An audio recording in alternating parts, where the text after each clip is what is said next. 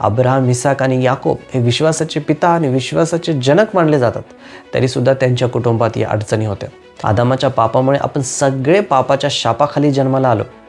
या शापामुळे आपल्यात पापी स्वभाव जन्मतच असतो आणि हाच स्वभाव आपण करत असलेल्या प्रत्येक पापी कृतीमागचा खरा कारणीभूत ठरतो. पिढीजात शाप अशी काही गोष्ट आहे का? ते बायबलनुसार खरं आहे का? विज्ञान याला मान्यता देते का? आणि आपण पिढीजात शाप तोडू शकतो का? या व्हिडिओमध्ये आपण याच विषयावर चर्चा करणार आहोत. सर्वप्रथम पवित्र शास्त्र सांगते की आपण आपल्या आईवडिलांकडून काही गुणधर्म वारशाने मिळवतो. निर्गम 20 अध्याय 4 ते 5 मध्ये देव म्हणतो, आपल्यासाठी कोरीव मूर्ती करू नकोस. वर आकाशातील, खाली पृथ्वीवरील व पृथ्वी खालच्या जलातील कशाचीही प्रतिमा करू नकोस. त्यांच्या पाया पडू नकोस किंवा त्यांची सेवा करू नकोस, कारण मी तुझा देव परमेश्वर ईर्ष्यावान देव आहे, जे माझा द्वेष करतात त्यांच्या मुलांना 3ऱ्या-4थ्या पिढीपर्यंत वडिलांच्या अन्यायाबद्दल मी शासन करतो. म्हणजेच 4 पिढ्यापर्यंत लोक आपल्या पालकांच्या पापांचे परिणाम भोगू शकतात. हे फक्त त्वचेचा रंग, डोळ्यांचा रंग किंवा स्वभाव यांसारखे गुणधर्म वारशाने मिळणे नाही, तर त्यांच्या पापांची शिक्षा देखील अनुभवावी लागू शकते. नीतिसूत्रे 3:33 मध्ये लिहिले आहे, परमेश्वराचा शाप दुर्जनांच्या घरावर असतो, पण नीतिमानांच्या वस्तीला तो आशीर्वाद देतो. येथे शाप आणि आशीर्वाद हे फक्त व्यक्तींवर नाही, तर संपूर्ण घराण्यावर येतात, हे आपण पाहतो. तसेच 2 तिमोथेय 1:5 मध्ये पौल तिमोथेयाला म्हणतो की तो विश्वास पहिल्याने तुझी आजी लोईस हिच्या ठाई होता, तुझी आई युनिके हिच्या ठाई होता आणि तोच तुझ्याही ठाई आहे, असा मला भरोसा आहे. म्हणजे आपण केसांचा रंग किंवा मेहनती स्वभावाबद्दल बोलत नाही, तर त्यांचा विश्वास देखील पिढ्याने पिढ्या पुढे गेला आहे. म्हणून शास्त्रात आपण पाहतो की काही गोष्टी खरोखरच पिढ्याने पिढ्या पुढे जातात. बायबलमधील माझ्या आवडत्या उदाहरणांपैकी एक म्हणजे इब्री 11 अध्याय 23 वचनमधील. इथे लिहिले आहे, मोशे जन्मल्यावर त्याच्या आईबापांनी विश्वासाने त्याला 3 महिने लपवून ठेवले, कारण ते मूल सुंदर आहे असे त्यांनी पाहिले व त्यांना राजाच्या आज्ञेचे भय वाटले नाही. मला हे खूप खास वाटते की मोशेचे भविष्य त्याला जळत्या झुडपाजवळ देव भेटला तेव्हापासून सुरू होत नाही, तर त्याच्या आई वडिलांपासून सुरू होते. म्हणजेच त्याच्या आई वडिलांच्या विश्वासाचा मोशेच्या जीवनात घडलेल्या गोष्टींवर मोठा परिणाम होता. तो जरी फारोच्या राजवाड्यात वाढला, तरी त्याच्या मनात विश्वासाचे बी आधीच पेरले गेले होते आणि योग्य वेळ आल्यावर ते उगवले आणि जिवंत झाले. त्यामुळे बायबलमध्ये आपण वारंवार पाहतो की आई वडील किंवा आजी आजोबांबरोबर घडलेल्या गोष्टींचा परिणाम पुढच्या पिढीच्या जीवनावरही होतो. दुसरी गोष्ट तुम्ही लक्षात घ्या की देव अनेक वेळा फक्त व्यक्तींशी नाही, तर संपूर्ण कुटुंबांशी व्यवहार करत होता.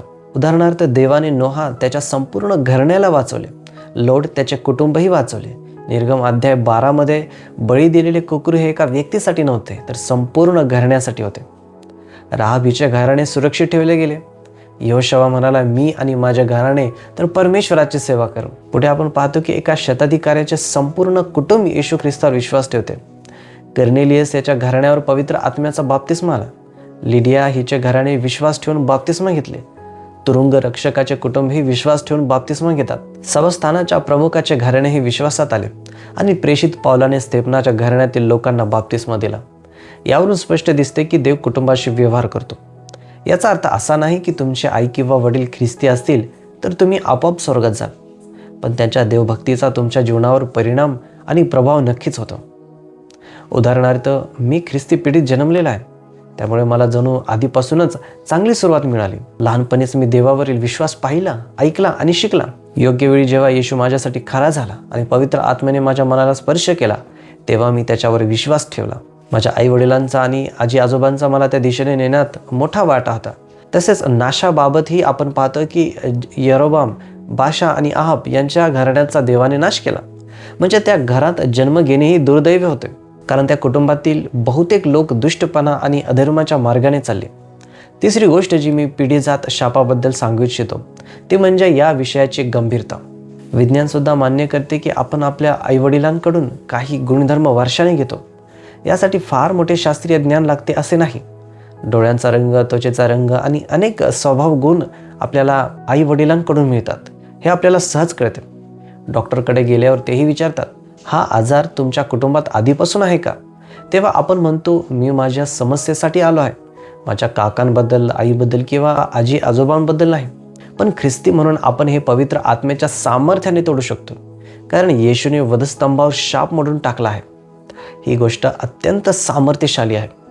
आता चौथी गोष्ट जी मी सांगू इच्छितो ती म्हणजे प्रत्येक माणसावर एक मूळ पिढीजात शाप आहे, जो आदामापासून सुरू झाला. आदामाच्या पापामुळे आपण सगळे पापाच्या शापाखाली जन्माला आलो. या शापामुळे आपल्यात पापी स्वभाव जन्मतच असतो आणि हाच स्वभाव आपण करत असलेल्या प्रत्येक पापी कृतीमागचा खरा कारणीभूत ठरतो. रोमकरास 5:18-19 मध्ये लिहिले आहे, तर मग जसे एकाच अपराधामुळे सर्व माणसांना दंडाज्ञा होते, तसे नीतिमत्वाच्या एकाच निर्णयाने सर्व माणसांना जीवनदायी नीतिमत्व प्राप्त होते. कारण जसे त्या एकाच मनुष्याच्या आज्ञाभंगाने पुष्कळ जण पापी ठरले होते, तसे ह्या एकाच मनुष्याच्या आज्ञा पालनाने पुष्कळ जण नीतिमान ठरतील. याचा अर्थ असा की आदामाने पाप करण्याचा निर्णय घेतला आणि त्यामुळे शाप आला. हा शाप देवाकडूनच घोषित झाला. एखाद्या जादूटोण्यावाल्याने किंवा सैतानाने आणलेला नव्हता. देवानेच शिक्षा जाहीर केली होती. आदामाचे पाप जणू एक साखळी बनले आणि आपण सर्व मानवजात आपला पूर्वज आदामाशी जोडले गेलो. त्यामुळे आपल्यात पापाकडे झुकणारा स्वभाव आला. या आदामापासून आलेल्या पिढीजात शापामुळे वैयक्तिक पाप, आजारपण आणि मृत्यू यांचे चक्र सुरू झाले आणि ख्रिस्ताशिवाय कोणीही त्यातून सुटू शकत नाही. जन्मामुळे आपल्याला हा शाप मिळाला, पण जे येशू ख्रिस्तावर विश्वास ठेवतात ते हा पापी स्वभाव तोडू शकतात, कारण तो स्वभाव येशू सोबत क्रूसावर खिळला गेला. आपण नवीन जीवन अनुभवू शकतो आणि येशू ख्रिस्त दुसरा आदाम याच्याकडून आलेली कृपेची भेट स्वीकारू शकतो. मग आपण त्याच्याकडून येणाऱ्या आशीर्वादात चालू शकतो, जो आपल्या नैतिकतेवर, वागणुकीवर, बोलण्यावर आणि जगण्यावर परिणाम करतो. आणि सर्वात महत्त्वाचे म्हणजे देवाशी आपला संबंध आणि शांती प्रस्थापित करतो. पाचवी गोष्ट जी मी शापांबद्दल सांगू इच्छितो ती म्हणजे एका पिढीत देवाने जे बदलले नाही ते पुढच्या पिढीत सरकते. म्हणजे आता आपण काही ठराविक सवयी आणि गोष्टींबद्दल बोलत आहोत, जसे दारूचे व्यसन, व्यभिचार, दीर्घकाळ चालणारे आजार, जास्त वजन, चिंता आजी कुटुंबात वारंवार दिसते. तुटलेले कुटुंब, वंध्यत्व, अकाली मृत्यू, वारंवार अपघात होणे, मानसिक त्रास. जर एका पिढीत देवाने या गोष्टींमध्ये बदल घडवला नाही तर त्या पुढच्या पिढीत जातात. अशा पिढीजात शापांची कार्यसिद्धी अशी असते की ते सारखेच प्रश्न आणि त्रास पुन्हा पुन्हा प्रत्येक पिढीत दिसतात, जसे आधीच्या पूर्वजांच्या जीवनात होते. उदाहरणार्थ अब्राहम, इसाक आणि याकोब यांच्या जीवनात आपण एक ठराविक नमुना पाहतो. खोटे बोलण्याची सवय दिसते, पक्षपातीपणा दिसतो, भावांमध्ये दुरावा दिसतो, व्यंध्यत्व दिसते. अब्राहमाने खोटे बोलले, इसाकाने खोटे बोलले आणि याकोबाने ते आणखी वाढवले. पुढे त्यांच्या मुलांनी तर त्याहूनही जास्त केले. अब्राहम आणि इश्माईल यांच्यात पक्षपातीपणा दिसतो. इसाक आणि एसाव यांच्यातही तसाच. याकोबाने योसेफ आणि बन्यामीन यांना जास्त मान दिला, त्यामुळे मत्सर आणि तणाव निर्माण झाला. भावांमध्ये सतत दुरावा दिसतो. इश्माईल घराबाहेर काढला गेला, तो भावापासून दूर झाला. याकोब आपला भाव एसावापासून पळून गेला आणि शेवटी योसेफाला तर त्याच्या स्वतःच्या भावाने विकून टाकले.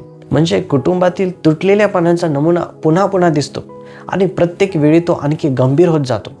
आपण या कुटुंबांमध्ये कमी जवळीक आणि नात्यांतील तुटलेल्यापणा पाहतो. अब्राहम, इसाक आणि याकोब हे विश्वासाचे पिता आणि विश्वासाचे जनक मानले जातात, तरीसुद्धा त्यांच्या कुटुंबात या अडचणी होत्या. तसेच वंध्यत्वाचाही नमुना दिसतो. अब्राहमाच्या पत्नीला बराच काळ मूल होऊ शकले नाही. इसाकाची पत्नीही मूल होण्यासाठी संघर्ष करत होती आणि याकोबाच्या पत्नींनाही त्या समस्येला सामोरे जावे लागले.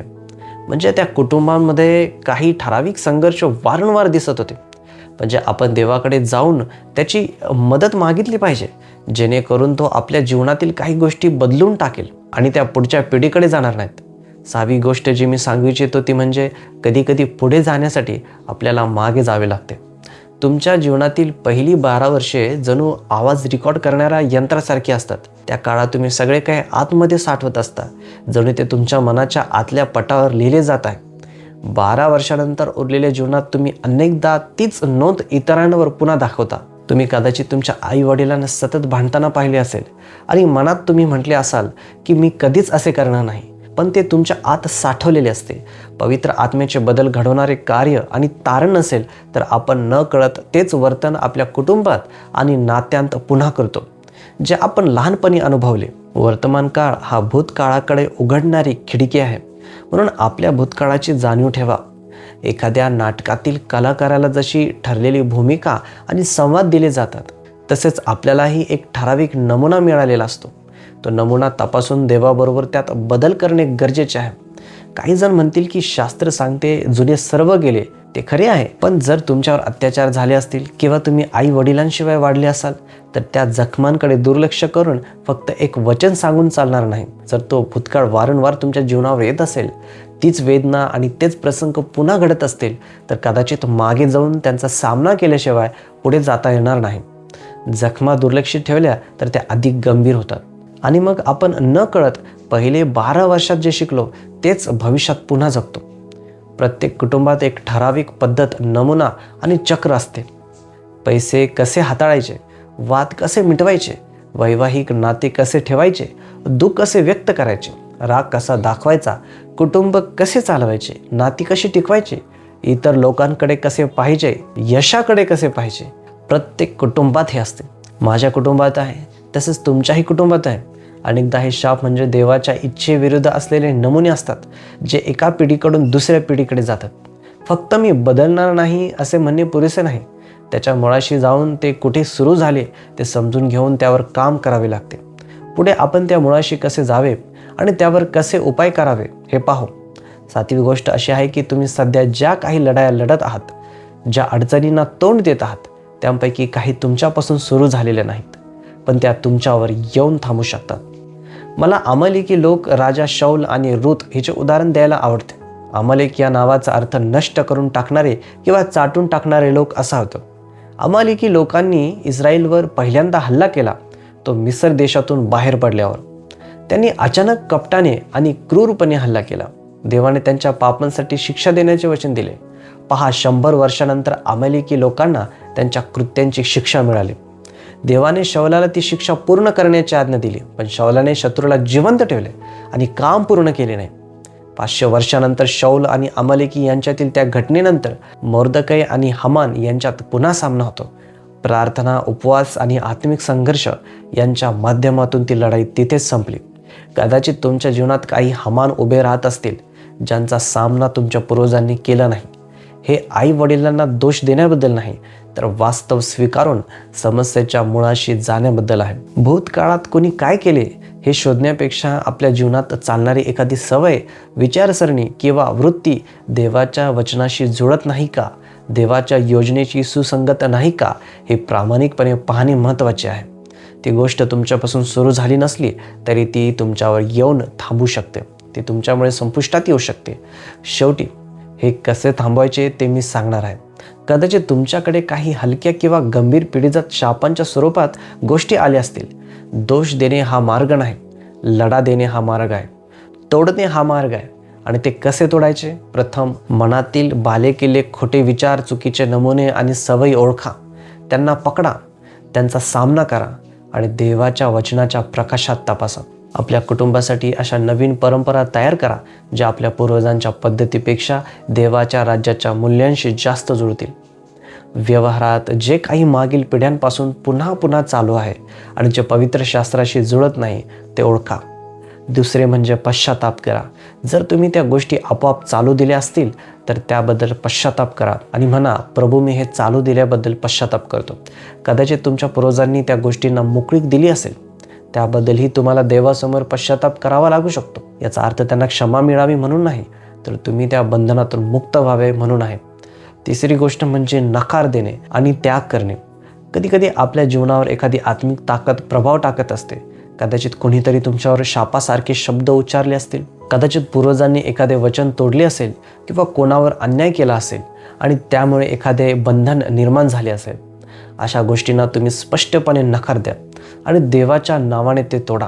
कदाचित तुमच्यावर एखाद्या प्रकारचा जादूटोणा केला गेला असेल तर तुम्ही त्याला स्पष्ट नकार द्या.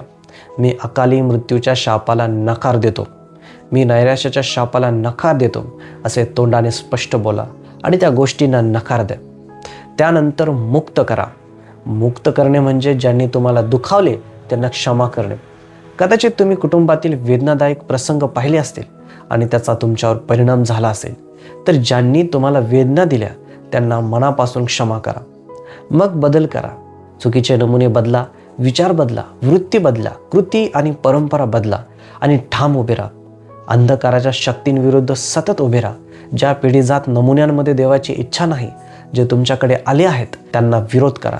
तुम्ही कदाचित असे चित्र पाहिले असेल की आजोबा म्हणतात तू काहीच कामाचा नाहीस, वडील म्हणतात तू मूर्ख आहेस, पण मग तुम्ही तुमच्या मुलाला म्हणता तू प्रेमळ आहेस, तू मौल्यवान आहेस, किंवा कोणीतरी ओरडतो तू काहीच नाहीस, आणि पुढची पिढी तो साखळ दंड तोडून म्हणते मी तुझ्यावर प्रेम करतो. आपण असे लोक होऊ शकतो. पेत्राचे पहिले पत्र 1:18 मध्ये लिहिले आहे, कारण वाडवडिलांच्या परंपरेने चालत आलेल्या तुमच्या निरर्थक वागणुकीपासून सोने व रुपे अशा नाशवंत वस्तूने नव्हे, तर निष्कलंक व निर्दोष कोकरा असा जो ख्रिस्त त्याच्या मूल्यवान रक्ताने तुम्ही मुक्त झाला आहात.